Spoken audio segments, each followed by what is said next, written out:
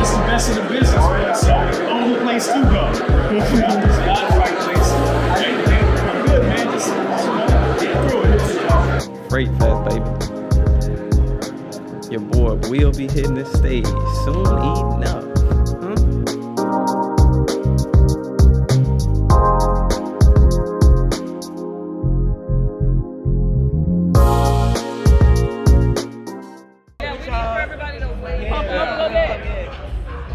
So we're gonna leave it on for like 3 seconds, and then they're gonna come down with the music again.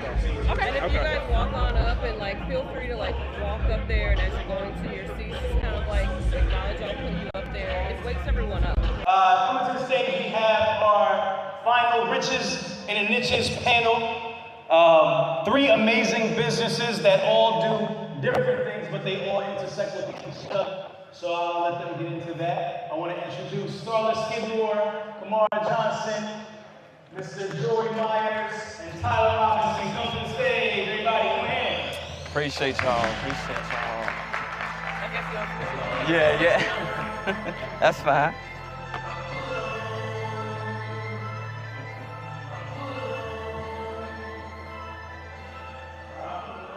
My name is Kamar Johnson. My brother and I own a chain of commercial tire dealerships on the East Coast, and we sell tires to trucking companies. How long have you guys been in business, and what do you feel like is your unfair advantage as to how you've been able to scale your company? Yeah, so my brother actually started the company with 7 used tires in the shed of his backyard, July 22nd, 2016. So a real life relatable Apple, Steve Jobs garage type of story for sure. So I think our biggest thing has just been over-indexing on care. You know, the facility is, the industry is very transactional. And for us, we really make things more about rapport, more about relationship building. We have an incredible team that is over-indexed with care, and that's because they feel cared for from the top down between my brother and I. And so for us, from an organization standpoint, I think that's been the real biggest advantage to us to really turn the lever to becoming the fastest growing commercial tire dealership in the country. Speaking about innovation, in a segment where everything that's moving on some type of equipment, your product is necessary. Do you feel as though it's easy to innovate what's going on when you have such a very integral part of the transportation product? We're working on some things that I feel will definitely help the antiquation that the industry, just like trucking, has seen, and then you've had the technology come in and definitely be able to make it easier to do a lot of things. We have some things we're working on to do that in the truck tire industry. So yeah, stay tuned, for sure. Yes, sir. Yes, sir. And if there's anybody that I believe, I would say it's you, man. You hit the ground running, and you even talked about earlier just your differentiator is service. You care about your fleet owners, your owner-operators that choose you before anybody else. What are those other solutions that you guys have been able to provide so that your customers come back not only for the tires, but for the other values that you're adding to them? I'll start with the light mechanical that we are starting to now offer, whether that be alignments, whether that be shocks, kingpins, slack adjusters, those kind of things. But I think the biggest thing that keeps people coming back is the fact that we've proven through trial and error that if you have an issue with anything that we do or any product that you purchase from us, we're going to be there for you just as excited to fix that situation on the back end after the money has been collected, and typically from there you're on your own, than most people would see from a traditional tire shop. So I really believe that that's one of the biggest things. They know that before, during, and after the sale, we got their back. So Kamar, let me ask you this. This is Riches in the Niches, and sometimes you don't know what you don't know. You know, what are some of those growing pains that you guys found out while you were scaling your company, maybe some of the relationships that you had, things changed? Let's elaborate on that.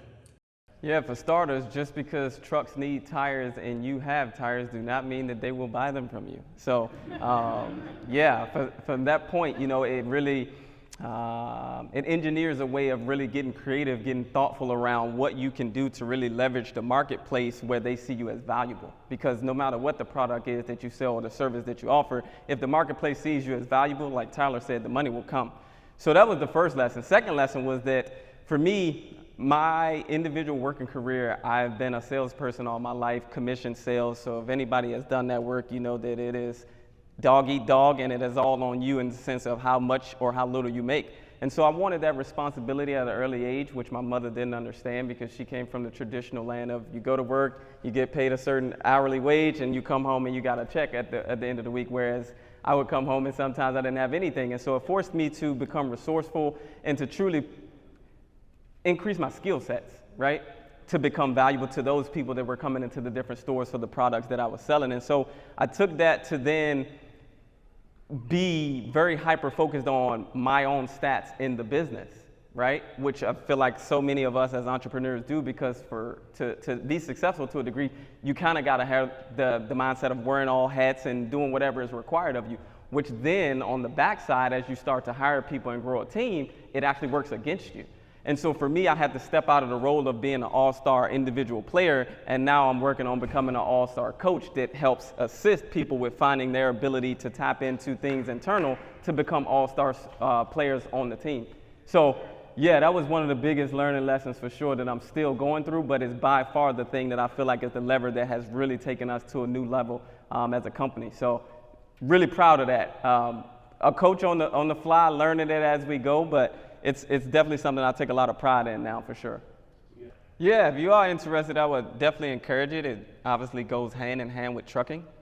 As long as they ride on rubber, they're gonna need tires. And so even with the autonomous trucks coming, they're not gonna be flying, they're still gonna be riding on rubber. So it can be very lucrative. I mean, we've been able to, just selling tires alone with 3 stores, we've been able to grow to 8 figures. So yeah, it's definitely riches in the niches for sure. In addition to that, the scamming piece, you know, for this industry is more about tire purchases, right? As you continue to get larger, of course, just like for the end user who buys the tires from us, we're looking for tires at a fair price, whether that be domestic tires or import tires. And so on the import side, you know, you can find yourself engaged in conversations that seem very fruitful in the sense of what that price will come to. And one of 2 things happen. Either they're not legit and you send money and you don't get any tires, which has definitely happened to us. So I know, almost $500,000 one time. And then the second option is you will get it, but if you don't thoroughly understand about importing, there's so many other fees that can rack up for it. By the time you get the tire, you could have bought it probably locally just for the same price or maybe just a little more. So that would be that case. And then on the domestic side with some of the brands, you know, some of them can be very prideful. So you gotta, just like again, being valuable to the marketplace, you have to really have a compelling story as to why they would want you to be an authorized dealer for their products, such as your Michelins, your Bridgestones, Goodyears, et cetera. And so that has come with time where we figured that angle out. And so yeah, it's interesting. It's always something to do. Just like anybody else that's in here in business for themselves, it's an ongoing job for us. We don't punch out. There's no clocking in and clocking out. It goes with us on vacation. It's with me at dinner with my wife. And yeah, so get a supportive partner as well. I think that would be very, very wise. Let's close it out. Yeah, Star and Tyler said great things for sure. I definitely think the education piece for any industry or any business that you want to get into or are into, the more that you can become wise and educated about it, the better you can do. But my piece would be, whether it be trucking, whether it be tires, whether it be mowing lawn, all in every business, every market has its phases where you have strong and weak cycles. And so I do know that rates are definitely down historically right now, but do not allow that to force you guys into fear or force you guys into unnecessary decisions in the sense of getting out of the business, when it is something that I do think if you guys are able to weather the storm in whatever ways that you need to do, whatever sacrifices that you got to make, you know, I think it'll be good for you guys on the other side of it. And so I would love to see you guys continue to push forward and stay in the business, because that to me is really the ultimate win in business, is staying in business. You know, it's a tough thing to do. Yes, sir. Yes, sir. So everybody, get into your family.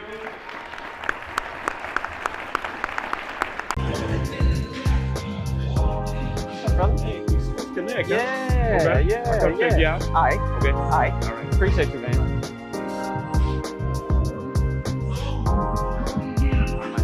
Appreciate you, baby. My man. All right, y'all. So we're about to get our next Appreciate you. Appreciate you. While we're waiting for them to come to the stage, a little good. Okay.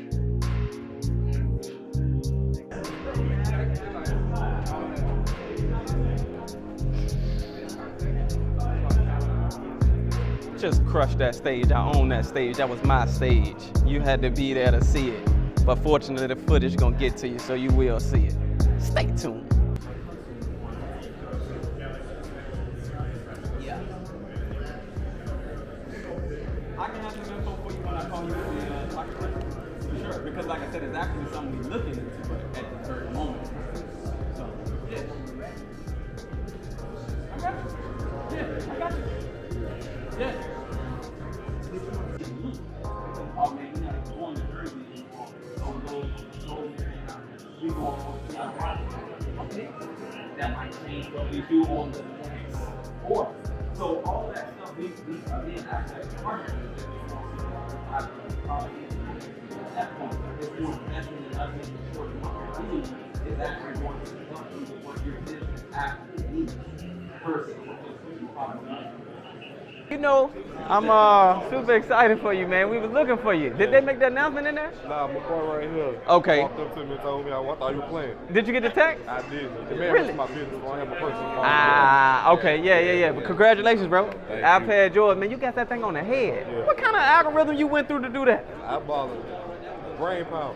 Man, good Lord. Where that iPad at, man? This is you, baby. I appreciate No, I that. appreciate you. And you local, right? Yes, sir. We might gonna need you, man, because we coming to the area. So, obviously, you being here, I think can help spearhead a lot of things for us. And obviously, we connected now, you know what I mean? So, just where we can provide value to you, man, reach out, let me know. I'll be more than delighted to help in any way I can. And then as we get closer to this market, I'll definitely be tapping in with you because I got the business number. So I'll reach out to you. That way you got me. And, you know, we can just kind of connect and see exactly what moves can make sense here in this market based on, you know, what you already know and us coming into it with the times. All right. Appreciate you, bro. Appreciate you. Man, I'm glad you won, man. Congrats. FreightFest 2023, huge success. I mean, thoroughly enjoyed meeting all of the participants. People came stopping by the booth, some people who had watched the interview, some people who had heard me speak yesterday, showing a lot of love, a lot of appreciation, and just great feedback overall for what we got going on with GTT Commercial Tires, and so grateful for everybody. And up next, November 16th, hometown, Richmond, Virginia, we back at it, speaking again at the Jefferson Hotel. Be there. Come and see me. You got to see me. Yeah.